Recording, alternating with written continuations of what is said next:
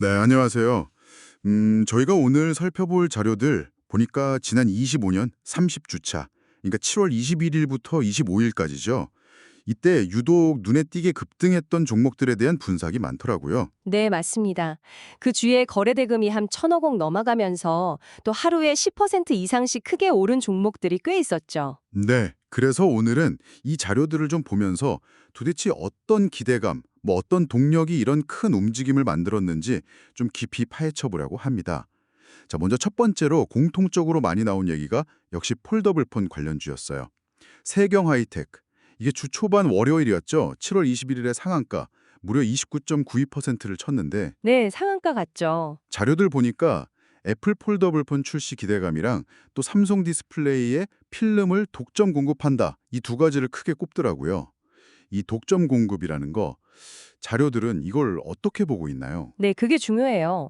제공해주신 분석들을 쭉 보면요. 이 독점 공급 소식이 그냥 매출 좀 늘겠네 이런 단순 기대를 넘어선다는 거예요. 특정 기업, 그것도 애플이나 삼성 같은 아주 큰 기업 공급망에 핵심 부품을 독점한다. 이건 뭐랄까 그 기술의 중요성도 보여주고 또 진입 장벽이 얼마나 높은가 이걸 동시에 보여주는 아주 강력한 신호다 이렇게 해석하고 있더라고요. 아, 기술력과 안정적인 공급처 확보, 이런 의미군요. 그렇죠. 시장이 애플의 그 폴더블 전략 자체에 대해서도 얼마나 확신하는지 그걸 보여주는 어떤 지표 역할도 하는 셈이고요. 자료에 나온 거 보면 다음 날 화요일이었죠. 7월 22일에 BH도 19% 넘게 급등했는데 이것도 비슷한 맥락으로 보고 있어요. 폴더블 아이폰 부품 공급 기대감. 네, BH도요. 네. 그러니까 하나의 큰 기술 트렌드가 이렇게 여러 종목으로 확 퍼져나가는 모습인 거죠. 아하, 그렇군요. 자, 그럼 첨단 기술 이야기에서 이번엔 조금 더 전통적인 산업 쪽으로 넘어가 볼까요? 에너지랑 인프라 쪽인데요.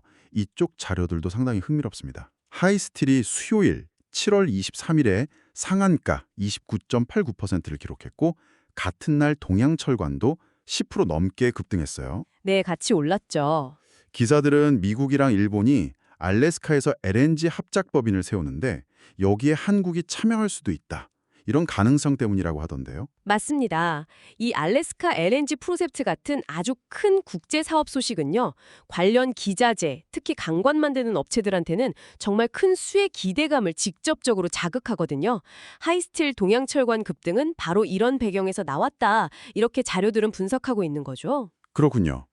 그런데 같은 날은 아니지만 수요일, 목요일 연달아 급등한 HD현대 인프라코어는 좀 다른 이야기라고요. 수요일에 18.76%, 목요일에 12.93% 올랐는데 네, 이건 좀 결이 달라요. HD현대 인프라코어의 경우는 보내주신 분석을 보면 2분기 실적이 시장 예상치를 훨씬 뛰어넘을 정도로 아주 좋았다. 이게 주된 동력이었습니다. 그러니까 외부 요인보다는 기업 자체의 힘, 이른바 펀더멘털이죠.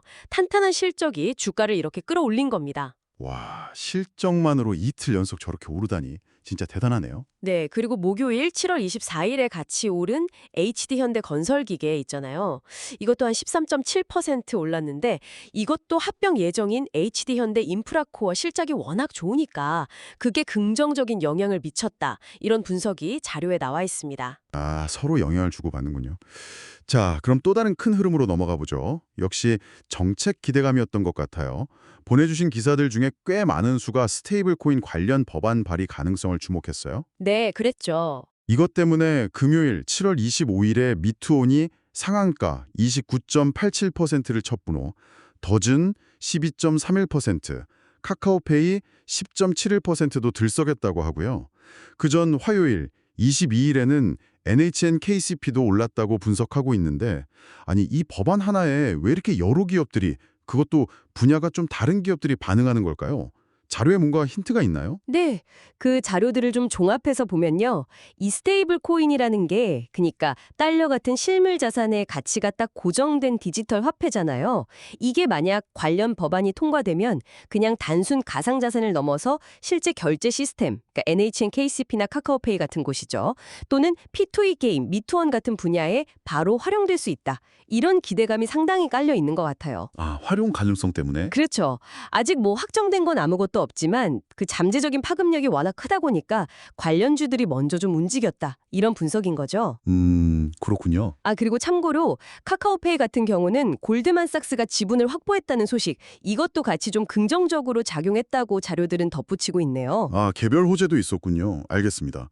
자, 제약바이오 쪽도 빼놓을 수 없죠. 삼천당 제약 수요일 7월 23일에 상한가 29.7% 갔는데 아주 뜨거웠습니다. 네, 맞아요. 기사 제목만 봐도 경구용 GLP-1 제네릭 생동 성공 뭐 이런 식이었는데 이게 구체적으로 어떤 의미가 있는 건가요? 네, 이게 좀 쉽게 풀어서 말씀드리면 경구용 GLP-1 제네릭이라는 건 주사제가 아니라 먹는 형태의 당뇨나 비만 치료제 복제약이거든요. 이걸 만들었는데 이게 오리지널 약이랑 효과가 동등하다. 이걸 입증하는 생물학적 동등성 시험에 성공했다는 소식이었어요. 먹는 약으로 효과가 같다는 걸 증명했다. 그렇죠. 보내주신 자료들에서도 공통적으로 지적하듯이 제약바이오 분야는 이런 임상 결과나 연구개발 성과 하나하나가 기업 가치에 정말 즉각적이고 어떨 땐 폭발적인 영향을 주거든요.